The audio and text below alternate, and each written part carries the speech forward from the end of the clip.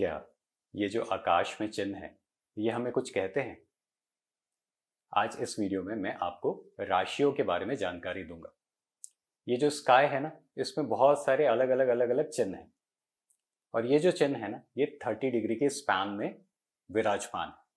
30 degree को अगर हम 12 से गुणित करें तो टोटल मिला के 360 डिग्री बनता है। और ये जो 30 डिग्री को 12 से गुणित करने की मैं बात कर रहा हूँ ना, ये जो 12 है ना, ये है आपके भाव। जब आपका जन्म हुआ होगा ना, तो आकाश में सबसे पहली राशि जो ईस्ट के डायरेक्शन में उदय हो रही होगी, वो राशि आपके लगन चार्ट पे फर्स्ट बॉक्स पे आई होगी। उसी को रिलेट करा रहा हूं आज। अगर फर्स्ट बॉक्स पे ये राशियां होंगी तो जो आज कहने की कोशिश कर रहा हूं उससे आप अपने आप को रिलेट कीजिएगा। कुछ राशियों के बारे में आज चर्चा कर लेंगे, फिर सेकेंड वीडियो में आगे की राशियों के बारे में चर्चा कर लेंगे। बॉक्सेस के बारे में हमारी चर्चा पहले ही हो चुकी है, नहीं देखा है तो डिस्क्रिप्शन बॉक्स में लिंक दिया है, उसे देख लीजिए। राशियां क्या है, पहले तो ये समझने की कोशिश कीजिए कि जो राशियां हैं वो कोई आकृति है जो आकाश में है। अब ये जो आकृति है वो हमारे पूर्वजों ने हमें बताने की कोशिश करी, क्योंकि जबान हमेशा चेंज होती है पर प्रतीक और चिन्ह कभी चेंज नहीं होते।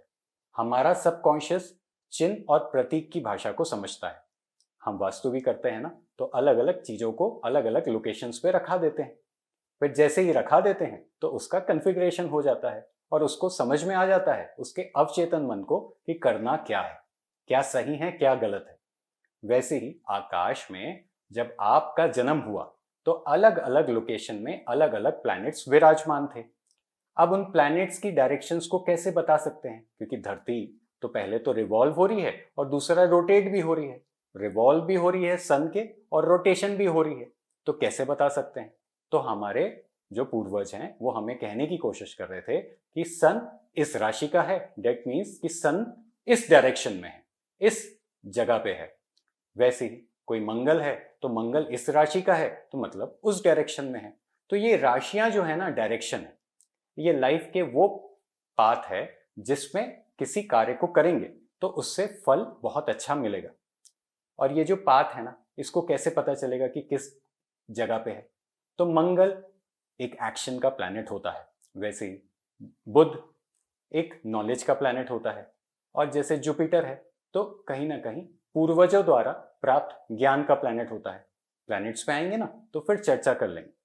तो कर्म क्या करेगा व्यक्ति, वो निर्धारित करता है उसके ये 7 खजानों से।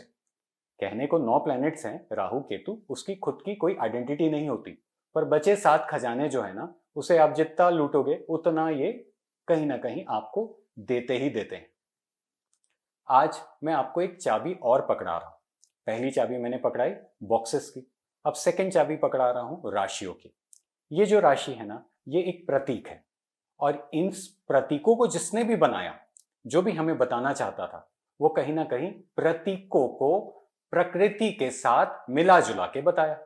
क्योंकि आप राशियों को देखोगे ना, तो वो राशियां जैसे कोई तराजू है, कोई बैल है, कोई भेड़ है, कोई दौड़ता हुआ घोड़ा है, आधा घोड़ा आधा इंसान है, इस तरीके से है। कोई माउंटेन गोट है, तो ये जो माउंटेन गोट है, ये जो बैल है, इनकी खुद का भी तो एक लाइवलीहुड हुआ ना इस अर्थ में, ये खुद भी तो एग्जिस्ट करते थे, तो इनको उन्होंने रिलेट किया।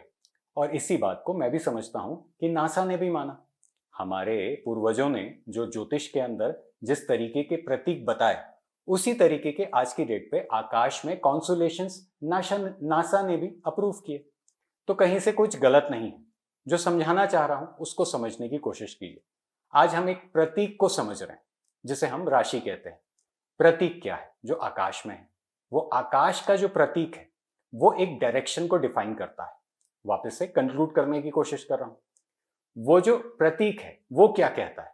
तो जैसे सबसे पहली राशि, इसकी जो गणनाएं मुझे जो लगता है की गई होगी कि सन फला डायरेक्शन में है, तो वो जो फला डायरेक्शन के बैक साइड पे जो राशि दिख रही है, सन के बैक साइड पे जो राशि दिख रही है, वो राशि आपकी सूर्य की राशि कहलाती है। तो पहले किसी राशि की गणना करने की जब हम बात करते हैं तो एरीज राशि से गणना होती है। एरीज राशि का सन हुआ, इसका मतलब हुआ कि यहां से हमारा इंडियन कैलेंडर स्टार्ट होता है। इंडियन कैलेंडर पहली राशि से स्टार्ट होता है। अब एरीज राशि क्या है?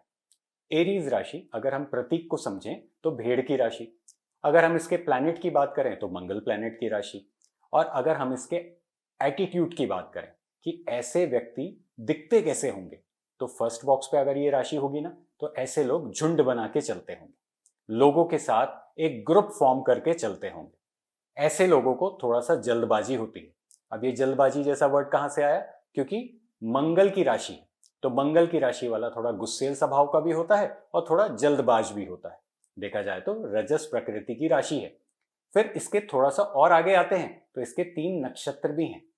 तो पहला नक्षत्र ऐसे ही उठा रहा हूं जो इसमें अश्वनी नक्षत्र है। अश्वनी नक्षत्र को कहा गया है ये उपचारक होते हैं, ये गॉड के जो हमारे मेडिसिन देवता होते हैं ना, ये होते हैं। तो ये जो मेडिसिन देवता है, अगर उपचारक है, अगर हम समझते हैं अश्वनी नक्षत्र क्या है, तो मुझे जो लगता है अगर किसी की फर्स्ट बॉक्स पे एरीज राशि है और उसी के आगे अश्वनी नक्षत्र है, तो वो व्यक्ति बहुत अच्छा कंसल्टेंट होगा। अब कंसल्टेंट तो होगा, ये बात तो तय हो गई, ठीक है, हवड़ धवड़ में होगा, एक्शन में होगा। और अगर हम इसके साथ अश्वनी नक्षत्र को क्लब कर लेते हैं तो कंसल्टेंट भी होगा। अब कंसल्टेंट किस फील्ड में होगा तो इसका सबलॉर्ड बताता है। अगर मंगल का होगा ना तो फैक्ट्री में कंसल्टेशन दे रहा होगा, जुपिटर का होगा ना तो कंसल्टेशन किसी विद्या घर में दे रहा होगा, और अगर बुध का होगा ना तो कंसल्टेशन या तो लॉयरशिप का दे रहा होगा या किसी भी ऐसी जगह का कंसल्टेशन दे रहा होगा जहां इंफॉर्मेशन की जरूरत पड़ती है। ये मैं अभी आपको क्लबिंग सबकॉन्शियस माइंड में सिर्फ डाल रहा हूं, आगे आने वाले समय में इन सब क्लबिंग को कंप्लीट करने की कोशिश करेंगे। वैसे ही प्लैनेट एक एक्शन होता है, प्लैनेट भी इसी तरीके से विराजमान होता है, किसी राशि में होगा, किसी नक्षत्र में होगा, फिर उसका कोई सबलॉर्ड होगा। जो सबलॉर्ड है, जो तीसरा बिंदु है, फिर से बात तीसरे में आ गई, जो तीसरा बिंदु है ना वो बताता है कि किसका होगा। राशि बताती है कि 30 डिग्री का स्पेस, उस पर भी 13.5 डिग्री 13 डिग्री 25 मिनट का नक्षत्र कुछ बोलता है, उस पर भी 2 डिग्री का कहीं ना कहीं उसका सबलॉट कुछ बोलता है। तो ऐसे करके हम विभाजित करते हैं। हम अभी राशियां समझ रहे हैं। तो एरीज राशि मैंने कही एक्शन वाला है ना, झुंड बना के चलने वाला। फिर उस पर और आगे बात समझ में आती है। तो भेड़ के ऊपर जब निगाहें जाती है ना, तो भेड़ कितनी भी जिंदगी में मेहनत कर ले, उसको कहीं ना कहीं उसका फल जो है वो उसका पालनहार ले जाएगा। तो एरीज राशि वाले कितना भी जिंदगी में मेहनत कर ले, उसकी जो ऊन है, जो उसके ऊपर की स्किन है, वो तो हमारा फार्मर लूट के ले जाएगा। वैसे ही एरीज राशि वाले का कौन लूट के ले जाएगा? उसके नियर एंड डियर वाले, कोई ना कोई तामसिक आदमी आएगा जो उसकी पूरी प्रॉपर्टी को कहीं ना कहीं बहला फुसला के ले जाएगा। हो सकता है उसका बेटा हो सकता है उसके किसी परिवार का सदस्य हो। तो ऐसे लोग थोड़े से आइसोलेट भी रहते हैं, ये थोड़े से कंजर्वेटिव भी हैं। ऐसे लोगों को हमेशा कुछ ना कुछ जिंदगी में अचीव करने की आदत होती है। बस अचीवमेंट इनकी लाइफ का एक ट्रिगर पॉइंट है जो इनको कहीं ना कहीं ऑन कर देता है। किसी भी जगह पे आप जाके अचीवमेंट की बात करोगे ना, तो ये खड़े हो जाते हैं, इनके कान खड़े हो जाते हैं। तो इसी तरीके से एरीज राशि को समझने की कोशिश करी। अब कहीं ना कहीं सेकेंड राशि जो कि टॉरस राशि है। टॉरस राशि जो है वो जिम्मेदारियों की राशि है। ये वो राशि है जो व्यक्ति किसी का भार अपने कंधों पे ले लेता है। ये थोड़े शांत स्वभाव के भी होते हैं क्योंकि अर्थ एलिमेंट की राशि है ना, और थोड़े से शरीर में जाड़े भी होते हैं। जाड़े क्यों हुए? क्योंकि ये जो बैल है ये सबसे बड़ा स्पेस में जगह खा के रखी है। बैल ही है, देखेंगे तो स्पेस में दिखती है, तो ये सबसे बड़ा जगह खाई है। ये बैल की फॉर्मेशन कैसे हुआ होगा, किसी भी राशि का फॉर्मेशन कैसे हुआ होगा? ये स्टार्स थे जो चमक रहे थे आकाश में, dot dot dot dot dot dot dot, और हमारे पूर्वजों ने उन डॉट्स को बना के एक आकाश में चिन्ह बना दिया। और वो जो चिन्ह है वो प्रकृति के एकदम समीप था। जो समझाने की कोशिश कर रहा हूं, तो तीनों चीजों से समझने की कोशिश करें। वो जो डॉट्स है ना, उसके अंदर कोई ना कोई नक्षत्र विराजमान है। वो जो लाइटिंग स्टार्स है ना, वो है नक्षत्र। और वो जो डॉट्स एक आकृति बना देता है वो हमारी राशि बना देती है, वो राशि बन जाती है। और वो जो डॉट्स स्पेस लेते हैं आकाश में, वो लेते हैं लगभग 30 डिग्री का स्पेस। और ये जो 30 डिग्री के स्पेस है, इसको अगर आप इंटू 12 करते हो तो 360 टोटल मिला के आकाश में स्पेस ऑक्यूपाई हो जाती है। मतलब 12 स्पेसेस हैं और 30-30 डिग्री की अलग अलग स्पेसेस हैं। तो टॉरस राशि जिम्मेदारियों की राशि, शांत स्वभाव की राशि, कहीं ना कहीं लोगों का कंधों में लोड लेने वाली राशि। इस व्यक्ति के पास ना दिमाग नहीं होता, इसको जिस काम में लगा दिया जाए ये निरंतर गति से काम करते रहता है। एक इसका ये भी ट्रेड है। इसके अलावा बहुत हंसमुख भी होते हैं। ये कब? जब फर्स्ट बॉक्स में है। अगर यही सेकंड बॉक्स में होती, एक बात की बात है, किसी के सेकंड बॉक्स पे टॉरस होगी तो उसको जिम्मेदारी लेके पैसा आएगा। वो जब ये कहेगा कि मैं जिम्मेदार हूं तुम्हारी परिस्थिति के लिए, तो उसको पैसा आएगा। ऐसा ही है, एक छोटा सा कीवर्ड ही है, यूज करना जैसे ही स्टार्ट करते हो आपके खाने खुलने चालू हो जाते हैं।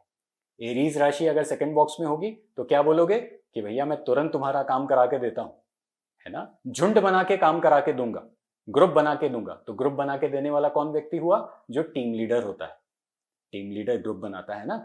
तो अगर आप किसी कार्य को करना चाहते हो और उस कार्य से पैसा कमाना चाहते हो तो आपको झुंड बनाना ही पड़ेगा, अगर एरीज राशि सेकंड बॉक्स में है। और टॉरस राशि अगर सेकंड बॉक्स में है और पैसा कमाना चाहते हो तो पैसा तभी आएगा जब जिम्मेदार होगे, जब जिम्मेदारियां लोगे और ये कहोगे कि तुम अपना लोड मेरे कंधे पे डाल दो। बस इतने ही कीवर्ड्स हैं। जैसे जैसे बोलना स्टार्ट करोगे सामने वाला महसूस करेगा, और ये प्रतीकों की भाषा है ना, तो महसूस की जा सकती है।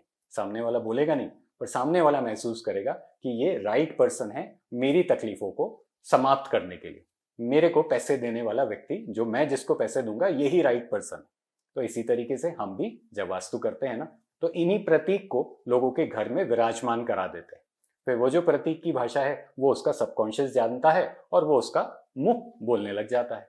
चलें, मैं कंप्लीट कराने की कोशिश कर रहा हूं और आगे बढ़ते हैं। तो जेमिनाई राशि, मेल जोल की राशि। ये लोग बहुत समझदार होते हैं, पर तकलीफ यही है कि हमेशा जिंदगी में ड्युअलिटी में जीते हैं। ये करूं कि वो करूं, वो करूं कि ये करूं, बस यही चलता रहता है इनके दिन भर। इसके अलावा ज्ञान के भूखे होते हैं, तो किताबें इतनी खरीद रखी होती हैं जिसकी बात ही नहीं। और कहीं ना कहीं मेल जोल की राशि है, तो ये लोग भी फ्रेंड सर्कल बहुत बड़ा मेंटेन करते हैं। इसके अलावा ये बॉडी में थोड़े से स्लीक होते हैं, थोड़े से स्लीक होते हैं। अगर टॉरस वाला थोड़ा जाड़ा है तो ये थोड़े से पतले होंगे, क्योंकि ज्ञान वाले हैं ना, बैलेंस फूड खाते हैं, किताबें पढ़ना पसंद करते हैं। फिर आगे बढ़ते हैं तो हमारी कर्क राशि आती है। कर्क राशि शांत स्वभाव की राशि। ये लोग भी ज्ञानी होते हैं, लोगों को लेके चलना बड़ा पसंद करते हैं, थोड़ा सा शांत होते हैं, थोड़ा सा इंट्रोवर्ड होते हैं, एक्सट्रोवर्ड नहीं होते, थोड़े इंट्रोवर्ड होते हैं। और चंद्रमा इनका राशि लॉर्ड है, तो चंद्रमा होने की वजह से इनको बड़ा केयर करने का शौक होता है। लोगों की केयर भी ये बहुत अच्छी से करते हैं। अगर यही कॉम्बिनेशन सेकंड बॉक्स में होगा तो आपको रेस्टोरेंट बिजनेस से पैसा आएगा। क्यों रेस्टोरेंट बिजनेस से पैसा आएगा? क्योंकि लोगों को खाना खिलाना भी ये लोग बहुत पसंद करते हैं। इसके अलावा हॉस्पिटैलिटी बिजनेस से भी पैसा आएगा, कोई हॉस्पिटल भी लगाएगा ना, तो उपचारक भी यही राशि है। चंद्रमा क्योर भी करता है, तो हॉस्पिटल से भी पैसा आएगा। ऐसे ही मैं कुछ कॉम्बिनेशन बनाने की कोशिश कर रहा हूं। आज 4 राशियों के बारे में जानकारी दी, आगे आने वाले सेशन में और 4-4 करके हम इन 12 राशियों को कंप्लीट करने की कोशिश करेंगे। वास्तु गुरुजी को ढेर सारा प्यार देने के लिए दिल से धन्यवाद। वीडियो पसंद आया हो तो सब्सक्राइब भी कीजिएगा, लाइक भी कीजिएगा, और मैं चाहता हूं कि इसे फेसबुक में भी आप शेयर करें। धन्यवाद।